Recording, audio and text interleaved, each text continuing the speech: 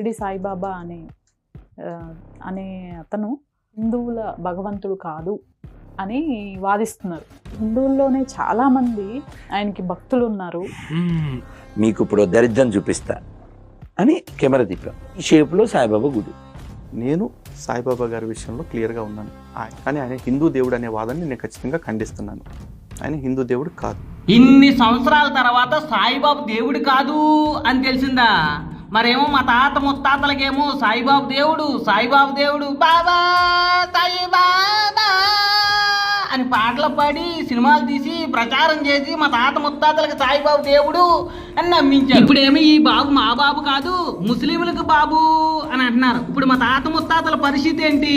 ఇది మొదటి విషయం. రెండో విషయం ఏంటంటే, ఈ రాధా లలిత్ కుమార్ తాత ముత్తాతలు, వీళ్ళ తాత ముత్తాతలే కాదు, హిందువుల తాత ముత్తాతలు అందరూ కూడా సాయిబాబుని దేవుడు అని పూజించారు. మరి మీ తాత ముత్తాతలు దేవుడిగా పూజించినటువంటి సాయిబాబుని ఎందుకు వదిలిపెట్టేశారు?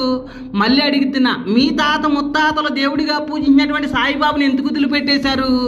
దేవుడు కాదు అని. అలాగే మా తాత ముత్తాతలు అజ్ఞానంతో పూజించినటువంటి సనాతన దేవుళ్ళని మేము వదిలిపెట్టేస్తే మమ్మల్నేమో మతోన్మాదులు, దేశద్రోహులని కుక్కల్లాగా ఊర్ర కుక్కల్లాగా అరుస్తారా? మీరు చేస్తేనేమో సంసారం, మేము చేస్తేనేమో వ్యభిచారమా? ఇదెక్క న్యాయంరా బాబు?